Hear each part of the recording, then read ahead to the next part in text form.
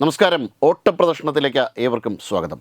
അസമിലെ ദിബ്രുഗഡിന് സമീപം മൊറാൻ ബൈപ്പാസിൽ പ്രധാനമന്ത്രി നരേന്ദ്രമോദി പറന്നിറങ്ങിയത് ചൈനയ്ക്കും ബംഗ്ലാദേശിനും നൽകുന്ന ഒരു കൊട്ടുകൂടിയാണ്. 52 ഇഞ്ച് നെഞ്ചളവിൽ ഒരു സ്റ്റേറ്റ്സ്മാൻ ഇതാ ഇവിടെയുണ്ട്. നിനക്കൊക്കെ കാണിക്കാൻ പറ്റുന്നത് എന്താണെന്ന് വെച്ചാൽ കാണിച്ചോ, വന്നവനൊന്നും വന്ന വരവിൽ തിരിച്ചു പോകില്ല എന്നൊരു സ്റ്റേറ്റ്സ്മാൻ വിരൽ ചൂണ്ടി പറയുന്ന കാഴ്ചയാണ് അസമിലെ ദിബ്രുഗഡിൽ കണ്ടത്. ഇനി അതൊരു ചരിത്രം കൂടിയായിരുന്നു.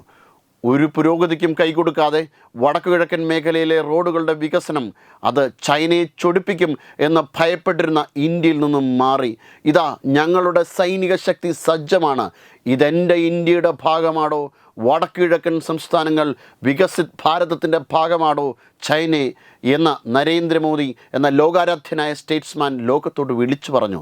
പ്രധാനമന്ത്രി ലോകത്തോട് വിളിച്ചു പറഞ്ഞിരിക്കുന്നു. 4.2 കിലോമീറ്റർ ദൈർഘ്യമുള്ള ഹൈവേയിൽ എയർ സ്ട്രിപ്പിൽ വിജയകരമായി അദ്ദേഹം പറന്നിറങ്ങി.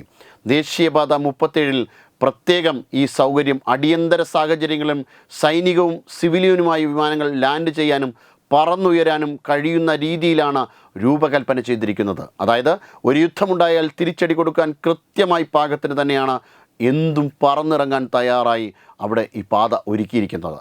ഇന്ത്യ ഒരുക്കമാണ് എന്തിനും ഏതിനും. നമ്മൾ അങ്ങോട്ടൊന്നിനും പോകില്ല, പക്ഷേ ഇങ്ങോട്ട് ചൊറിഞ്ഞാൽ നമ്മൾ കയറി മാന്തും.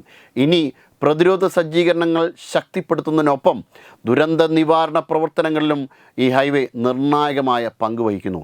ഇന്ത്യൻ വ്യോമസേനയുടെ സഹകരണത്തോടുകൂടി രൂപപ്പെടുത്തിയ എമർജൻസി ലാൻഡിംഗ് ഫെസിലിറ്റി അതിർത്തി മേഖലകളിൽ സൈനിക വിന്യാസം വേഗത്തിലാക്കാൻ സഹായകരമാകുമെന്ന് അധികൃതർ വ്യക്തമാക്കി.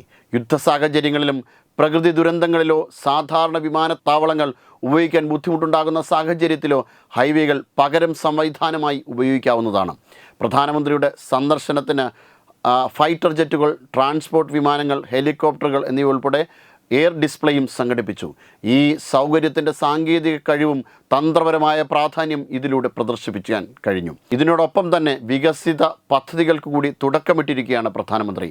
കുമാർ ഭാസ്കർ വർമ്മ സേതുമാല ഉദ്ഘാടനം ചെയ്ത് വടക്കുകിഴക്കൻ മേഖലയ്ക്കായി ദേശീയ ഡാറ്റാ സെൻറ്ററും ഉദ്ഘാടനം ചെയ്തു. കൂടാതെ സേവാ പദ്ധതിയുടെ ഭാഗമായി ഇലക്ട്രിക് ബസ്സുകൾ ഫ്ലാഗ് ഓഫ് ചെയ്തു. ഒരു കാലത്ത് ഇന്ത്യൻ സൈനികർക്ക് അവരുടെ മര്യാദയ്ക്ക് പ്രവർത്തിക്കാൻ പറ്റുന്ന സാഹചര്യം ഉണ്ടായിരുന്നില്ല വടക്കു കിഴക്കൻ സംസ്ഥാനങ്ങളിൽ. അവരെ കുറ്റം പറഞ്ഞിട്ട് കാര്യമില്ല. അവരെ ഇന്ത്യയുടെ ഭാഗമല്ലാതിരുന്നു എന്ന ചിന്ത ഉണ്ടാക്കുവാൻ വേണ്ടിയിട്ട് പ്രേരിപ്പിച്ചത് ഇവിടുത്തെ ഭരണകക്ഷികൾ തന്നെയായിരുന്നു. ഇന്ന് അതല്ല. അഭിമാനത്തോടെ നെഞ്ച് നിവർത്തി നിന്ന് പറയും ഞങ്ങൾ ഇന്ത്യക്കാരാണ് എന്ന് അവർ.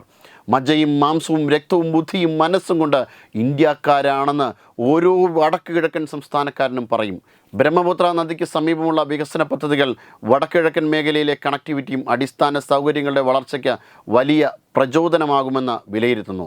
Web desk Tatwamayi news. Brought you by Kerala AIDS control society. HIV AIDS സംബന്ധമായ സംശയങ്ങൾക്ക് 1097 എന്ന 24 മണിക്കൂറും പ്രവർത്തിക്കുന്ന ടോൾ ഫ്രീ നമ്പറിലേക്ക് വിളിക്കുക.